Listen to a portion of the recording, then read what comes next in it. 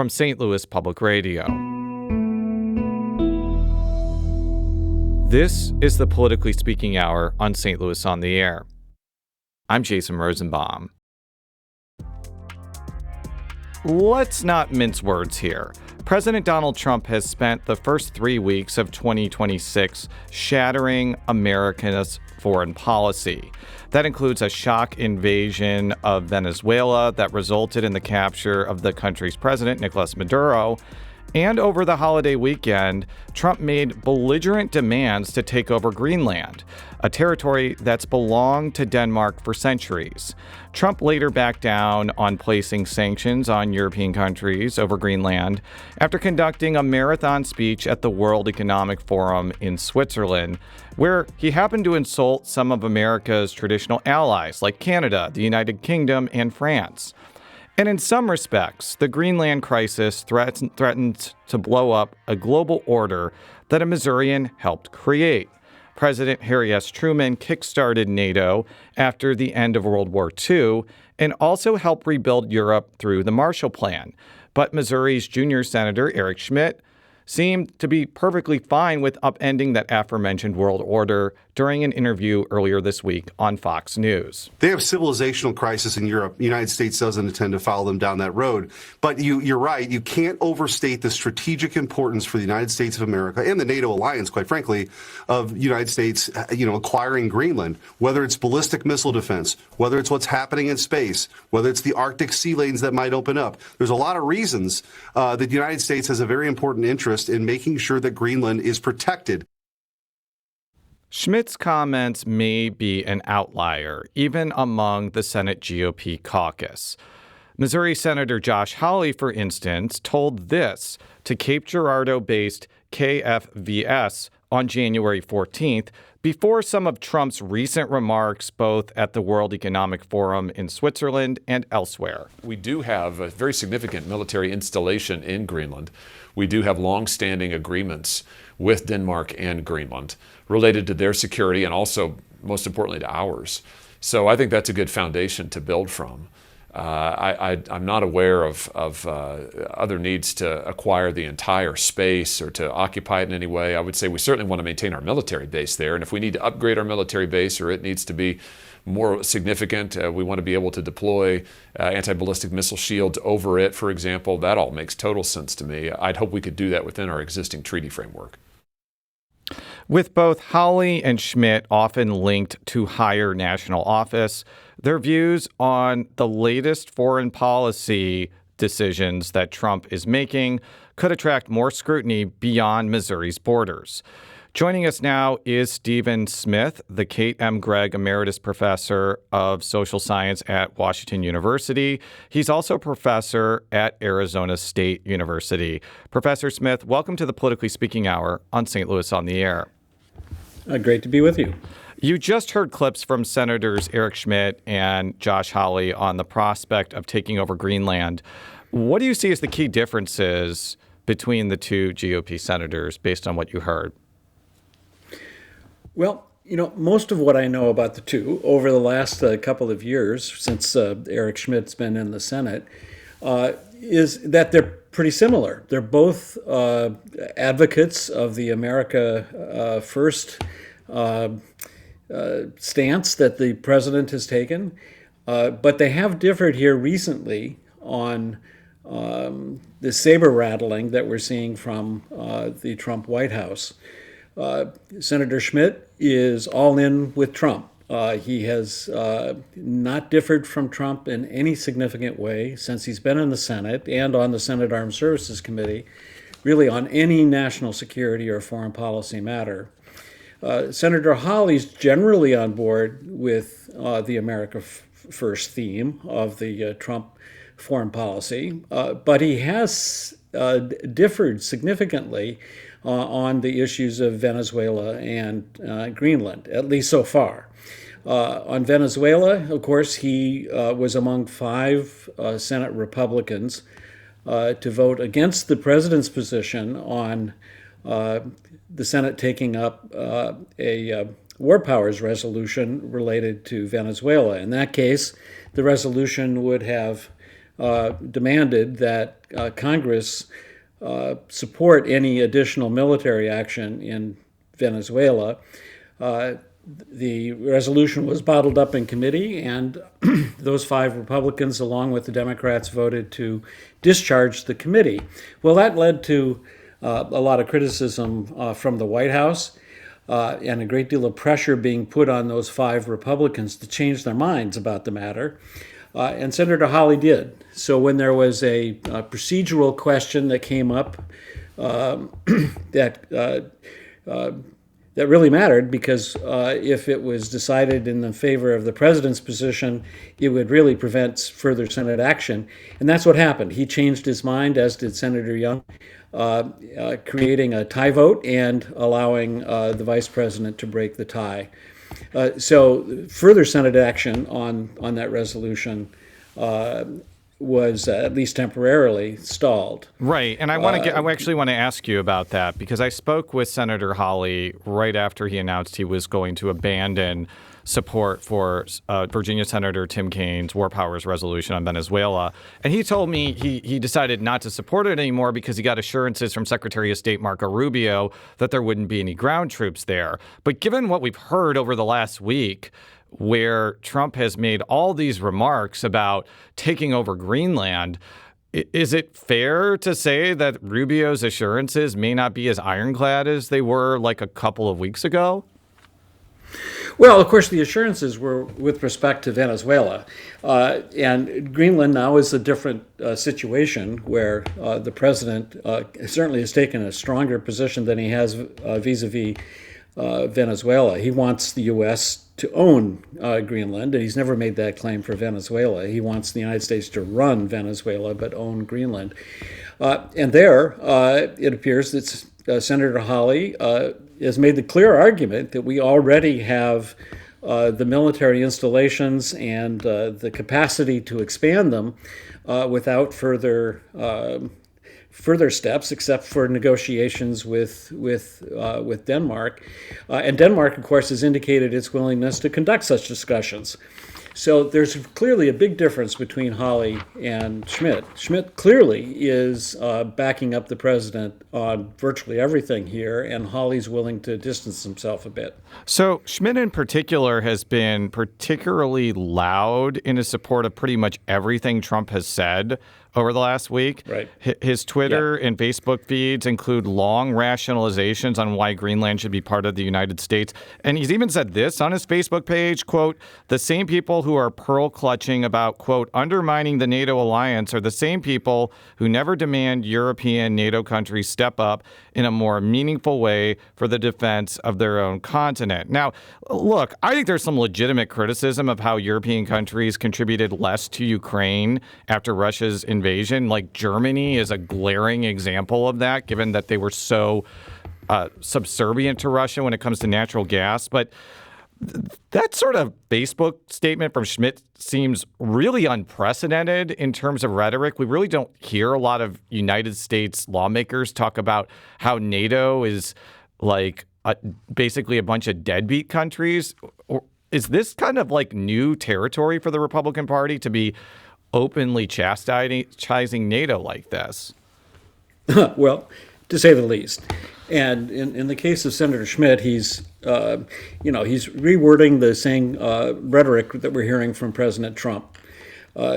So to take an extreme position with respect to U.S. relations with NATO is something that he's simply mimicking Trump on. Hawley takes a somewhat different approach. He will. He's not Trump first and foremost. He does have a little bit more background, and I think works to be a little bit more thoughtful about his stances on national security affairs than Senator Schmitt, at least as we've seen from Schmitt so far. Yeah, and I have followed Senator Hawley's foreign policy rhetoric for a while, and he is firmly in the Eldridge Colby camp, who is a defense, who works for the Department of Defense, and has been very vocal about the idea that we should, as a country, focus our energy on combating China instead of Europe, which we could have an argument one way or another whether that's a good idea, but that's a coherent thesis. I'm not denying that that's not debatable. I think what's interesting, though, is what Trump is doing on Greenland now seems to be completely counterproductive to that. I'm going to play a clip now from Canadian Prime Minister Mark Carney, who made this frankly stunning statement at the World Economic Forum in Switzerland. Over the past 2 decades, a series of crises in finance, health, energy, and geopolitics have laid bare the risks of extreme global integration. But more recently, great powers have begun using economic integration as weapons. Tariffs as leverage, financial infrastructure as coercion, supply chains as vulnerabilities to be exploited. You cannot live within the lie of mutual benefit through integration when integration becomes the source of your subordination. That was Canadian Prime Minister Mark Carney earlier this week at the World Economic Forum in Switzerland. Now, I want to provide a caveat here. There has always been kind of an anti-American edge to Canadian foreign policy statements. Like Justin Trudeau made those types of comments, and even some conservative prime ministers have been doing foreign policy that are different from what American foreign policy does. But I think from my biggest takeaway from that is Canada doesn't see the United States as an honest arbiter or a reliable partner anymore, which is why they are moving closer to China. So my question is, do you think comments like from what you heard from Carney actually go against Hawley and to some extent Schmitt's desire to contain China, given that Canada may end up being closer to China when this is all said and done? The short answer is yes. The longer answer is that the America First doctrine that the president actually put in place by executive order on his very first day in office back in January 2025 is one of kind of an extreme form of American self-interest. The Republicans and Trump advocated minimizing foreign entanglements of various kinds. This is in the aftermath of a couple of decades of fighting in South Asia. They focus on a very transactional economic foreign policy, one that gives up on traditional American efforts to promote democracy, to address humanitarian crises, and building soft power through educational, cultural, and development efforts. So it's a more self-interested, it's a more short-term perspective. Now, the need to address China, and of course, as you say, Senator Hawley has given China the greatest emphasis as the most serious threat to American interests in the world today and over the next few decades. The question is whether the United States can do that on its own. Don't we need the cooperation of the rest of the world, and especially of Europe, which of course is the other major Western economic market, to be able to combat China and its influence in other parts of the world effectively? It would be and it will be very hard for China, for the United States to address China on its own. As you have indicated, the Canadians have started negotiations and come to some agreements already. Separately with China, we know that other parts of the world, especially big economic powers like Mexico and Brazil, have been moving in that direction too and have already taken important steps. So it is an open question about how the United States and Republicans who are supporting the Trump administration can balance their America First emphasis of going it alone with really the need to coordinate efforts to effectively combat China. While the Chinese situation is largely an economic one so far, because Taiwan's involved, it's potentially a military one. Right. Of course, we needed that world coalition to fight the Soviet Union, largely on military grounds, and that may end up being the case with China too. I mentioned on the outset that I think it's important to pay attention to Hawley and Schmitt because they could become prominent executive branch players eventually. Hawley is linked to running for president perhaps in 2028 or 2032. And I think one of the worst kept secrets in Missouri politics is Schmitt wants to be part of J.D. Vance's potential administration. They're pretty close friends. I don't know if he'd be vice president, but maybe some cabinet member if he ends up winning the election in 2028. How much do you think that both of these senators could influence the last few years of the Trump era, given the president's propensity for, let's just say, an erratic foreign policy agenda? Well, there's certainly an important difference in style. Senator Schmitt has taken a fairly open Christian nationalist perspective on both domestic and foreign policy. It was only a few months ago when he made the statement at an important conference that was so organized by the so-called national conservatives, which is a bit of a twist on the Christian conservatism. At that conference, he was explicit that the United States is the product of Christian pilgrims pouring onto our shores from Europe, and indicating that America doesn't belong to the new immigrants; it belongs to us Christians. This is a very openly Christian national stance, and it seems to organize his thought about foreign policy and national security affairs. For Hawley, he's looking for more traditional arguments about how the United States can succeed in world affairs.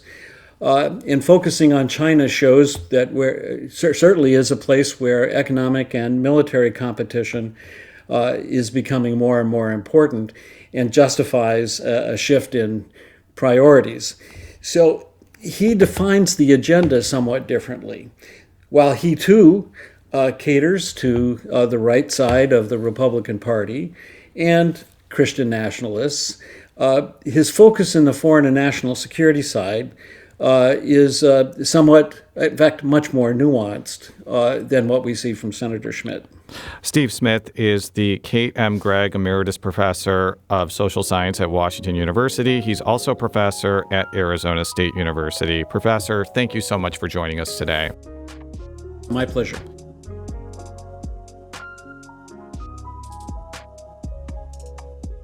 Today's episode was produced by Jason Rosenbaum. Our audio engineer is Aaron Dorr. This podcast was mixed and edited by Aaron. Our executive producer is Alex Hoyer. St. Louis on the Air is a production of St. Louis Public Radio.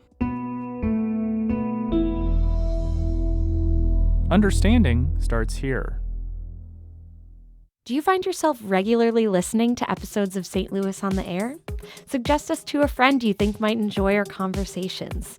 And leave us a review and rating on Apple Podcasts on the App Store.